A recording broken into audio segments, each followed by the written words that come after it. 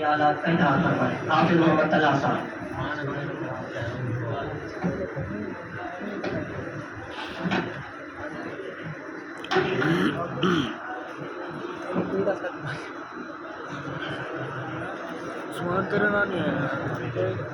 نحمده ونصلي على رسوله الكريم. أما بعد فأعوذ بالله من الشيطان الرجيم. بسم الله الرحمن الرحيم. وإن تعدوا نعمة الله لا تحصوها. صدق الله العظيم. کپڑوں میں نہیں ہمیں کتابوں میں اتار دو.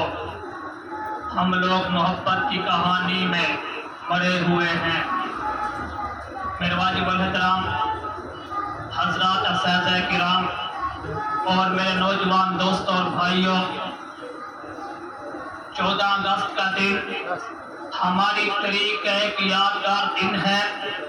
تو میں چاہوں گا کہ آج کی ہماری یوم پاکستان کی تقریب صرف اس مقصد کے لیے نہیں منائی جا رہی کہ ہم پاکستان کی آزادی کا خالی جشن منا رہے ہیں، بلکہ نہیں، ہم اپنی نسل نو کو یہ بات بھٹی میں پلا رہے ہیں کہ اگر پاکستان کے ساتھ محبت ہوگی، اگر پاکستان کے ساتھ وفاداری ہوگی، تو پھر ہم اس ملک کی بھی خدمت کرتے رہیں گے، اسلام کی بھی خدمت کرتے رہیں گے اور پیغمبر کے دین اور شریعت کی بھی خدمت کرتے رہیں گے. اور آج کچھ لوگ بیچارے سیکولر قسم کے، بے دین قسم کے لوگ وہ دنیا میں ایک گمراہ کن پروپیگنڈا پیدا کرتے ہیں. کبھی وہ میڈیا بنا کر، کبھی وہ ٹی وی کے اینکر بن کر کہ جناب علماء نے تو پاکستان بننے کی مخالفت کی تھی. میں ان کو دعوت فکر دینا چاہتا ہوں کہ آزادی کا بیج ہی علماء نے ڈالا تھا. آپ پوری تاریخ کا مطالعہ کریں، 1701 سے لے کر 1947 تک آپ پوری تاریخ کو دیکھیں. اس آزادی کا بیج اس وقت ڈالا گیا تھا جب ہمارے علماء نے انگریز کے خلاف علم جہاد بلند کیا تھا. اگر انگریز کو بڑے صغیر سے نہ نکالا جاتا، اگر فرنگی کو بڑے صغیر سے نہ نکالا جاتا، تو پاکستان کبھی بھی ہمارے سے وجود میں آنے کا کوئی سوچ ہی نہیں سکتا تھا. میرے اکابر کی قربانیاں، میرے اکابر کا لہو، میرے اکابر کے اتپتے دار پر لٹکنے والے لاشیں، میرے اکابر کی وکالہ پانی اور مالٹا کی جیلیں اور مختلف جزیروں کی قید و بند کی صورتیں آج بھی تاریخ میں سونے کے پانی سے لکھی ہوئی ہیں. اگر فرنگی کے مقابلے میں کوئی میدان میں آیا تو میرا اور آپ کا قائد شاہ ولی اللہ محدث سے دہلوی آیا.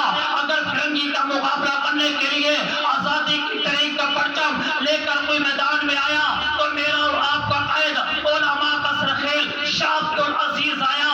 اگر فرنگی سامراج اور انگریز سامراج کا مقابلہ کرنے کے لیے برے صغیر میں آزادی کی تاریخ کا پرچم لے کر کوئی میدان میں آیا تو میرا اور آپ کا قابل حاجی امداد اللہ مہاجر کی شکل میں آیا، سید احمد شہید کی شکل میں آیا، شاہ اسماعیل شہید کی شکل میں آیا، مولانا ضامن شہید کی شکل میں آیا، مولانا یحییٰ شہید کی شکل میں آیا، پیر سید جماعت علی شاہ کی شکل میں آیا، علماء فرنگی محل کی شکل میں آیا.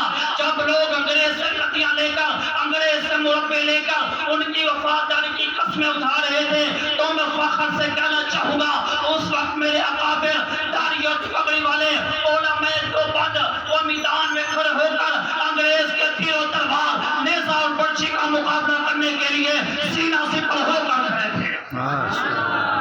آپ پوری تاریخ کا مطالعہ کریں. وہ مالٹا کی جیلوں میں گلسر گئے، کالا پانی کی جیلوں کے اندر ان کی زندگی کی آخری سانسیں ختم ہوئی. اور ایک وقت ایسا بھی آیا جب انگریز نے دیکھا ہم نے بڑے بڑے لوگوں کو، بڑے بڑے زمینداروں کو، بڑے بڑے گدی نشینوں کو ہم نے کور کر لیا، لیکن یہ بوریا نشین علماء، یہ خدر پہننے والا، یہ سستی سی ٹوپی پہننے والا مولوی آج ہمارے قابو نہیں آ رہا. تو پھر اس نے علماء پہ سنگین سزاؤں کا اعلان کر کے علماء کو تخت دار پلٹانا شروع کر دیا. جاؤ تاریخ کا مطالعہ کرو. میں تاریخ کا ایک ادنا سا طالب علم ہوں. ایک ایک دن میں 10,000 علماء کو پھانسی پہ لٹکا دیا گیا. اور مورخ آج بھی لکھتے ہیں کہ دلی کے چوک سے لے کر پشاور کے در خیبر تک سڑک کے کنارے جو دونوں طرف درخت لگے ہوئے تھے، کوئی درخت ایسا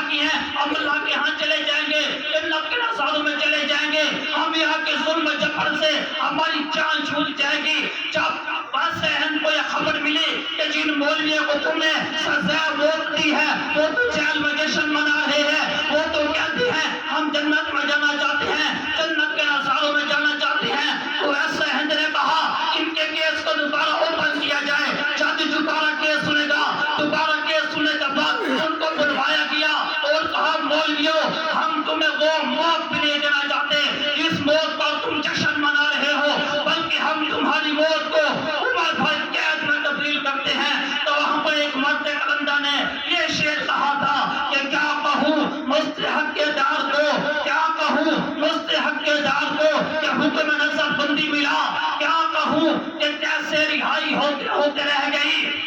ہمارے قابل تو وہ تھے جو موت کو رہائی سمجھتے تھے کہ ہم پھانسی کے مستحق تھے، لیکن ہمیں عمر بھر قید میں تبدیل کر دیا۔ کیا کہوں مستحق کے دار کو کہ حکم نظر بندی ملا، کیا کہوں کہ کیسے رہائی ہوتے ہوتے رہ گئی۔ اور میں اپنے نوجوانوں کے اندر یہی روح پھونکنا چاہوں گا کہ یہ ملک ہمارے اکابر کی قربانیوں سے، ہمارے اکابر کے خون کی محنت سے یہ ملک ہمیں ملا ہے۔ اگر یہ ملک ہے تو ہم ہیں، اگر یہ ملک ہے اسلام کا نام ہے، اگر یہ ملک ہے شریعت کا نام ہے، اور ہمارا فرض بنتا ہے ہم جب تک زندہ ہیں اپنی زندگی کی آخری سانس تک اس ملک کے وفادار بھی رہیں گے، تو اس ملک کے ساتھ محبت کرنے میں سب سے آگے بھی رہیں گے۔ ہماری نیت بنا